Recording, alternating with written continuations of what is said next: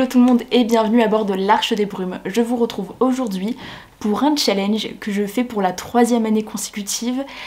Et du coup, je vais vous présenter un petit peu ma petite pile à lire que je me prévois pour ce fameux mois de février, qui est à la fois le challenge Février Tapal de Alex Bokinin Prada et à la fois le challenge Petit mois, petite lecture d'Audrey, le souffle des mots. Et globalement, ce sont des challenges qui sont assez associables, on va dire. Ce sont des challenges qui se ressemblent assez, hein. L'idée c'est globalement de faire descendre sa pile à lire par le moyen de petites lectures, de romans assez courts, de romans et autres d'ailleurs, ça peut être tout à fait des graphiques aussi, mais l'idée est globalement la même, faire descendre notre pile à lire et se faire plaisir en lecture tout au long du mois de février. L'année dernière, ça avait été un mois de folie en termes de lecture. Le mois de février, j'avais vraiment fait une pile à lire qui m'enchantait et j'ai lu énormément de belles choses. Je m'étais autorisé une petite lecture un peu plus longue à la fin du mois et j'avais quand même réussi à lire 18 livres, je crois, donc c'était assez incroyable. Et j'étais vraiment ravie de ce mois de lecture, donc j'ai vraiment envie de retenter l'expérience cette année, d'autant plus que j'ai plein de nouveaux livres dans ma pile à lire qui sont dans ces, vous savez, 0 à 250 pages que je me donne comme objectif au cours de ce mois de février. Audrey a tendance à dire en dessous de 200 pages pour son challenge. J'avoue que moi, je monte à 250. C'est un choix, voilà, comme les autres. Tout simplement parce que si je descends en dessous de 200, c'est vrai que j'en ai quelques-uns, mais c'est beaucoup des graphiques et j'ai envie aussi de me permettre de lire aussi des romans au cours du mois de février. Mais vous allez voir que je vais me prévoir un petit challenge, et pas des moindres. C'est celui de lire un livre par jour au mois de février. Donc si tout se passe bien, j'aurai lu 28 livres en février. Je me donne quand même l'occasion de lire à la fois des graphiques et des romans, ça dépendra des jours. Clairement, à l'heure où je vous tourne cette vidéo, il n'y a plus que quelques jours au mois de janvier, et clairement le mois de janvier ça a été une catastrophe parce que c'était mon dernier mois de cours de toute ma vie. Et franchement c'était hyper intense, donc je n'en suis qu'à ma 3e lecture. C'est très bas, c'est clairement pas du tout ce que j'espérais, mais écoutez, c'est comme ça, je n'ai pas vraiment le choix, je dois travailler à côté, donc c'est un petit peu au détriment de la lecture. Je compte donc sur le mois de février pour rectifier le tir, et c'est pour ça que je m'impose.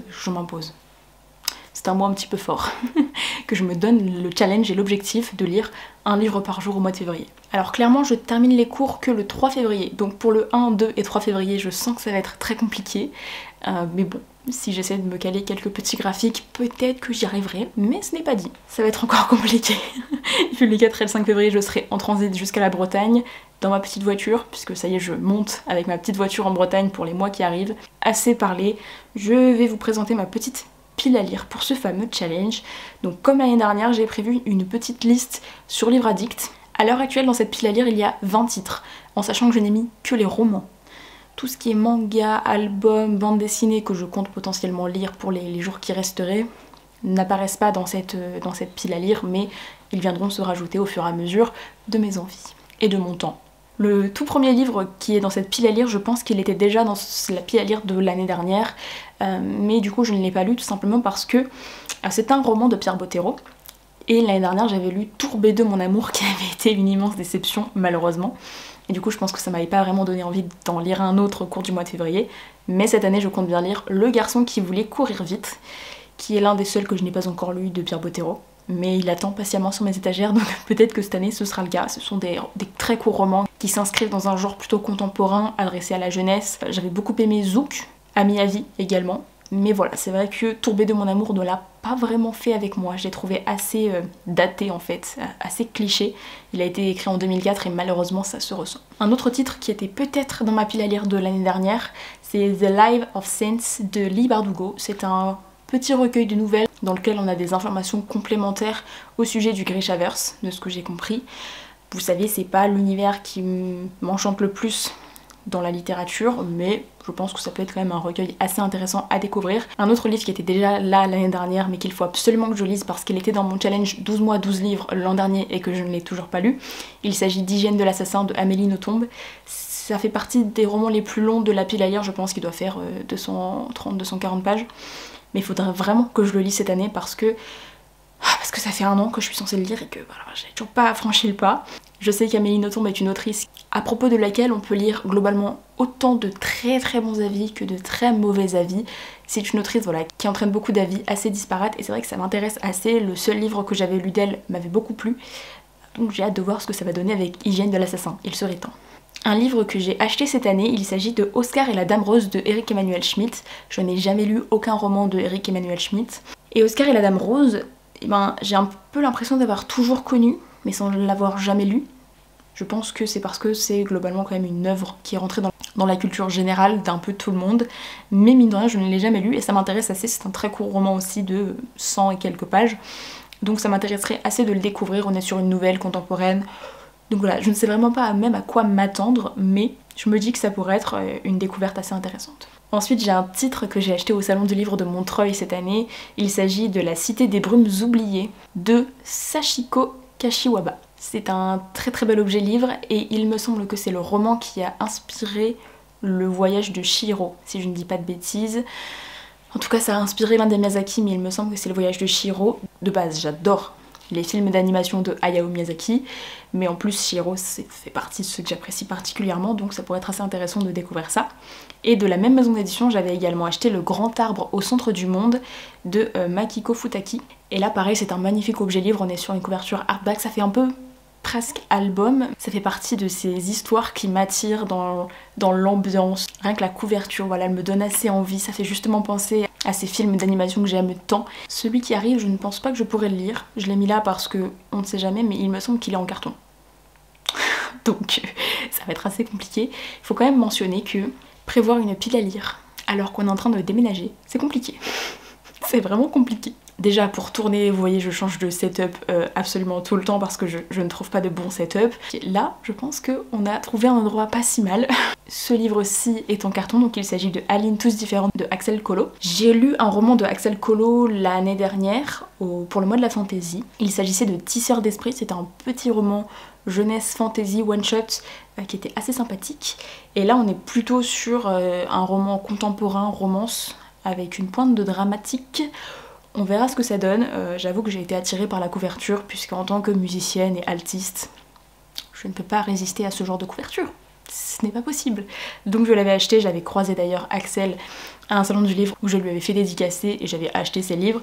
Du coup c'est vrai que quand en plus on a le souvenir de la rencontre avec l'autrice ou l'auteur en salon, je sais pas, je trouve que ça apporte quelque chose pour la lecture. Le roman qui vient ensuite, c'est un petit roman qui, quand je l'ai acheté, je me suis dit celui-là il sera parfait pour le petit mois petite lecture. Il s'agit de Je suis le rêve des autres de Christian Chavassieux. C'est un roman de 140-150 pages, plutôt orienté fantastique je dirais. Je l'ai acheté à la librairie Critique à Rennes, qui est une librairie absolument formidable, que si vous ne connaissez pas je vous invite à découvrir si vous êtes de la région. Et Je suis le rêve des autres est un roman qui m'a été recommandé par le libraire de la librairie Critique et qui en a parlé comme d'un livre qui l'avait profondément marqué, et j'avoue que ça m'a quand même donné très très envie. Un petit roman d'imaginaire, calé en plein milieu du petit mois petite lecture, j'achète. Celui qui arrive, je ne sais pas si j'arriverai à le lire tout simplement parce que c'est un classique en VO. J'ai acheté une édition de The Great Gatsby de Francis Scott Fitzgerald, et donc c'est une version en anglais, qui est assez courte, hein, donc peut-être que ce serait possible, mais je ne sais pas quel est le niveau d'anglais, quel est le niveau de langue, donc je ne peux pas anticiper si je serai en capacité de le lire ou pas. Je pense que dans tous les cas, je tenterai l'expérience. C'est vrai que ça m'intéresse de découvrir d'autres classiques qui ont quand même marqué les époques, avec en général leurs problématiques. Le roman suivant, il s'agit des Abysses de River Solomon. Donc Les Abysses, c'est un roman qui m'attire depuis plusieurs années, je pense maintenant, puisque je l'avais vu tourner un petit peu sur les réseaux sociaux, j'en avais entendu parler, j'avais aussi entendu parler de l'autre roman de l'auteurice, qui est donc L'incivilité des fantômes. Je trouvais ça assez intéressant, même au niveau évidemment des thématiques dont traite ce roman, et ça me permet de découvrir plein de choses en fait, ce petit mot petite lecture, parce que comme on est sur des petites lectures, et ben peut-être qu'on se jette plus facilement sur des genres auxquels on n'est pas forcément habitué, et typiquement l'année dernière ça avait été le cas avec Les Annales du Disque Monde, que j'avais découvert, donc j'avais découvert le tome 1. Typiquement ça fait partie voilà, des ouvrages qui je pense sont parfaits pour ce genre de challenge. Ensuite je me suis notée Cœur battant de Axel Sandre, dont je ne sais absolument pas de quoi il parle. C'est d'être un contemporain romance jeunesse globalement. Axel Sandre a écrit beaucoup de titres qui sont beaucoup appréciés, donc évidemment quand j'avais trouvé Cœur battant je m'étais penchée dessus. Et j'aimerais beaucoup le découvrir parce que je pense que ça fait partie des romans que je pourrais dévorer en fait. Le titre qui vient ensuite c'est un titre à nouveau de fantasy, donc il n'y en a pas beaucoup des titres d'imaginaire puisque le court format n'est pas adapté particulièrement au genre d'imaginaire, même si Il y en a quand même quelques-uns, vous avez pu le constater. En fait, c'est un livre qui était offert pour l'achat de 2 autres livres de poche. C'est L'âme de l'empereur de Brandon Sanderson. Si j'arrive à le lire, ce sera mon premier Brandon Sanderson.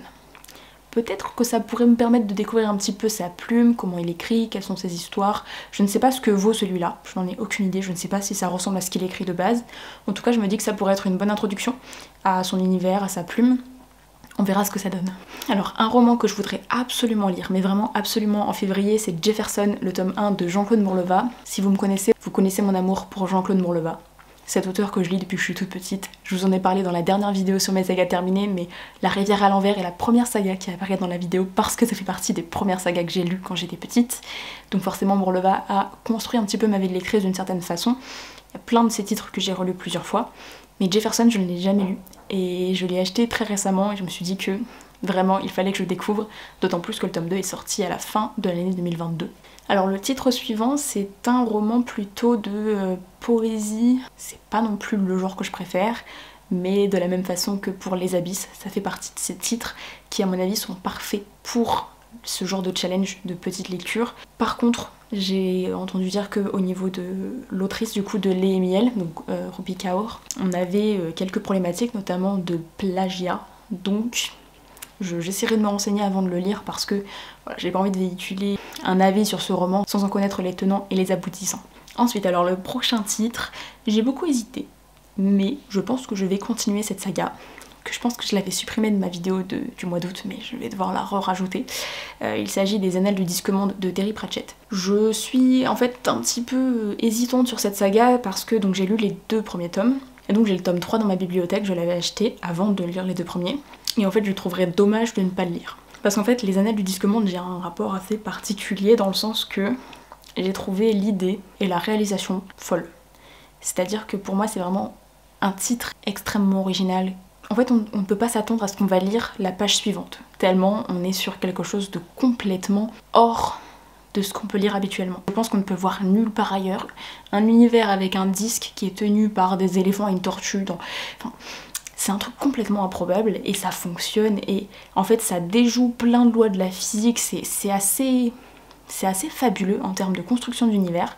Par contre moi j'ai eu du mal à rentrer dans le texte, je me suis un petit peu ennuyée sur le tome 1 et le tome 2, mais à la fois comme j'ai entendu dire que le tome 1 et le tome 2 n'étaient clairement pas les meilleurs, j'ai quand même envie de donner sa chance au tome 3, d'autant plus qu'il fait 220 pages donc je pense que je peux le lire assez rapidement.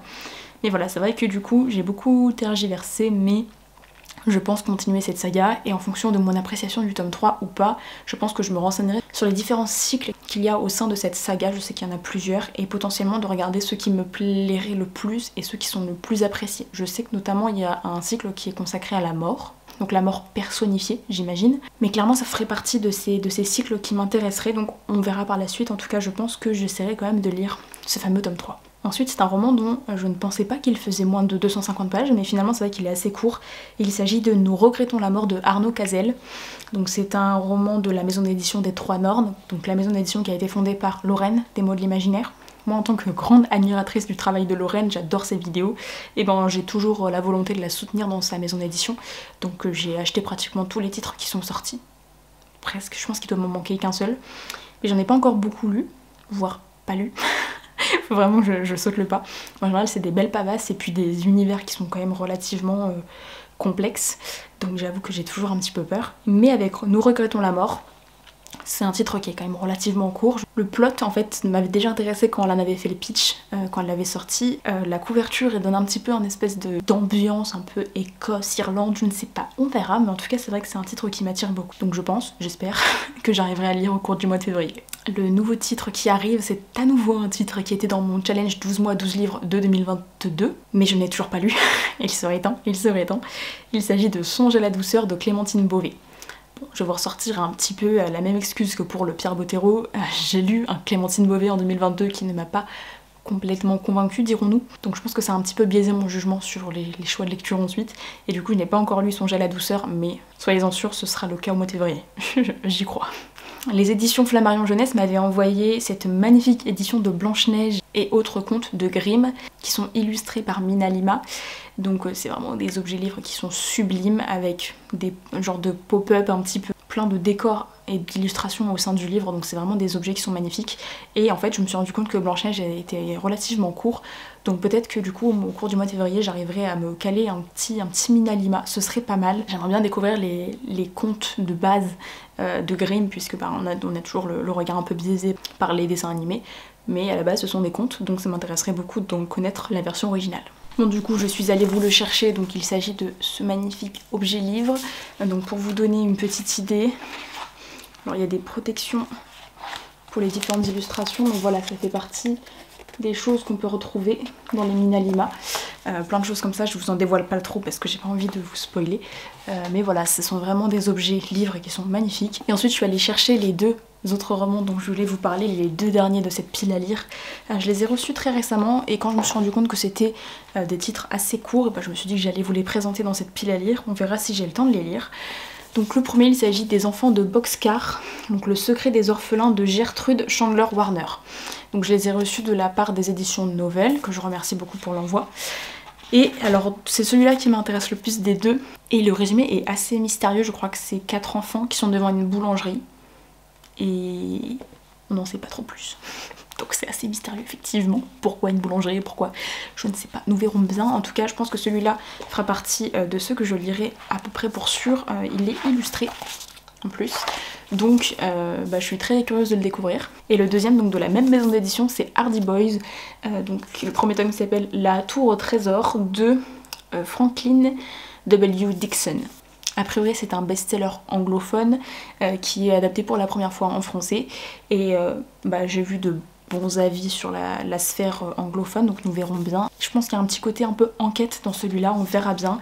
Il est un petit peu plus long que l'autre, mais il ne fait que 230 pages. Et je pense que ça se lit vite, c'est écrit vraiment très gros. À nouveau, je pense que c'est illustré. Oui, c'est illustré. Donc je suis assez curieuse de le découvrir également. On a fait le tour des 20 titres que je m'étais notés. Donc évidemment, en plus de ces 20 titres romans, je me donne tout à fait l'opportunité de me faire quelques graphiques également, donc des mangas, des albums, des bandes dessinées qui sont chez moi à Rennes, puisque je retourne à Rennes très bientôt, donc je pense que je me concentrerai sur la pile à lire qui est là-haut et pas celle qui est en carton ici. Donc j'espère que ce sera un beau mois de lecture, j'ai vraiment trop hâte. Je vous dis vraiment, l'année dernière en février ça a été un super mois de lecture. J'ai renoué avec plein de genres et de titres que j'avais pas lu depuis très longtemps, notamment j'ai lu le tome 2 de La Rivière à l'envers, donc toujours de Jean-Claude Morleva, le fameux, il est revenu beaucoup dans cette vidéo. Et voilà, c'est un titre que j'attendais de lire depuis très longtemps puisque j'avais lu le tome 1 il y a 15 ans. Ça fait toujours aussi mal si vous vous posez la question. Et en fait ce tome 2 c'est la même histoire mais du point de vue de Anna, donc l'autre personnage principal. Et j'ai pris un plaisir immense, immense, immense à lire ce tome 2 l'année dernière. Et voilà, même si j'ai eu des déceptions comme le Pierre Bottero, j'ai eu plein de belles lectures, plein de belles découvertes. J'espère vraiment que février 2023 m'apportera la même chose. Je ne sais pas encore si je vous tournerai des petits vlogs, mais c'est possible. C'est possible, on verra en fonction de mon organisation surtout. Et peut-être qu'ensuite je trouverai du temps et l'envie et la motivation de vous faire un vlog, donc on verra bien. De toute façon, n'hésitez pas à me dire en commentaire si ça pourrait vous intéresser. Peut-être que ça me motivera d'autant plus si je sais que certaines personnes vont regarder les vidéos. J'en profite pour vous remercier pour l'accueil que vous avez réservé, notamment la vidéo top 10 de 2022. Ça m'a fait très plaisir de voir qu'elle avait été autant appréciée, autant regardée. N'hésitez pas à me dire en commentaire les livres que vous vous êtes prévus pour le mois de février, que vous fassiez les challenges ou pas. N'hésitez pas à me dire du coup aussi si vous participez au challenge soit de Alex, soit d'Audrey, soit les deux mixés comme moi. De mon côté, je vais espérer que le mois de février sera meilleur que le mois de janvier en termes de lecture. On en reparlera. D'ici là, je vous retrouve très bientôt à bord de l'Arche des Brumes. Ciao!